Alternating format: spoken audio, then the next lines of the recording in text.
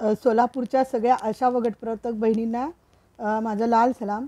आत्ता मी या ठिकाणी खूप महत्त्वाच्या गोष्टी तुमच्याशी शेअर करत आहे। आत्ता बहुतेक आपली जी काही मुख्यमंत्र्याबरोबर चर्चा झाली त्या चर्चेमधून आपल्या हातात काही आलेलं नाही आहे। त्यामुळं कदाचित आपल्याला आता या ठिकाणी 2-3 दिवसाच्या मुक्कामाची तयारी करावी लागेल। तुमच्या थोड्या गैरसोयी होत आहे, प्रामुख्याने शौचालय आणि पिण्याच्या पाण्याच्या बाबतीत आपली गैरसोय मोठ्या प्रमाणात होताना दिसत आहे। तरी बहिणींनो, काही तुम्ही त्या गैरसोयीचा विचार करू नका, कारण आता जो काही GR आहे काढण्याची जबाबदारी ती आपल्यावरच आहे। हे शासन आपल्याला अजून 10 दिवसाची मुदत मागते। जवळजवळ आपण 2 महिने झाले याच्यासाठी प्रयत्न करतोय। ऑक्टोबर महिन्यापासून आपण त्यांना GR काढा म्हणून मागं लागतोय, परंतु तरीही हे लोक GR काढायच्या मनस्थितीत नाही आहेत।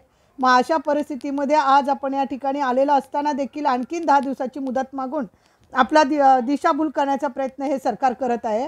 तर या सरकारला धडा शिकवण्यासाठी आणि आपला GR सोमवारपर्यंत आपल्या हातात घेऊन जाण्याच्या दृष्टीने आपण 3 दिवस या ठिकाणी ठिय्या करण्याच्या दृष्टीने थांबावं। कुणीही परतू नये। जर आत्ता आपण परतलो तर आपण आपल्या कामाच्या ठिकाणी गेल्यानंतर आपली प्रचंड पिळवणूक होईल। 2 महिन्यापासून आपण कामावर नाही आणि त्याचा परिणाम असा होईल की आपण गेल्यानंतर लोकांची बोलणी तर खावंच लागतील आणि परत हॅरॅसमेंट पण आपल्याला सहन करावी लागेल।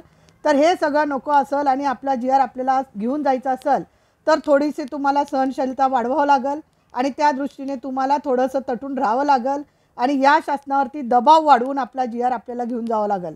तर सगळ्यांना एकच विनंती आहे की करेंगे या मरेंगे ह्या परिस्थितीतनं जात असताना आपण आपला GR घेतल्याशिवाय कुणीही वापस जायचं नाही।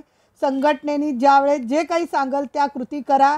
कुणीही अतिउत्साहाच्या भरात कायदा हातात घेण्याच्या कृती करू नका। संघटनेने ज्यावेळेस तुम्हाला आव्हान केलं रास्ता रोको करा तर रास्ता रोको करायचं, काहीतरी तीव्र ॲक्शन करा तर तीव्र ॲक्शन करायचं।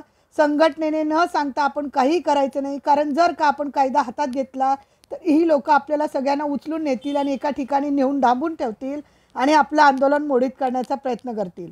तरी आपल्या सोलापूर जिल्ह्याच्या सर्व आशा गटप्रवर्तक बहिणींनी तटून राहावं। आपली लढाईची भूमिका घेऊन आपण आलो होतो। आपण सगळ्यांना माहिती आहे की आपण 3-4 दिवसाच्या तयारीने इथं आलो आहे। तीच तयारी ठेवायची, तीच मानसिकता ठेवायची आणि जिंकूनच जायचं बहिणींनो। न जिंकता आपण इथून जाणार नाही, ही गोष्ट लक्षात घ्यायची। मी जरी तुमच्यासोबत नसले तरीही मी तुमच्यासोबतच आहे। वेळोवेळी तुमच्यापर्यंत पोहोचण्याचा प्रयत्नच करत आहे। तरी एकटं समजू नका माझ्या रणरागिणींनो, आपण जिंकणार आहे, जिंकणार आहे, जिंकणार आहे। इन्क्लाब जिंदाबाद।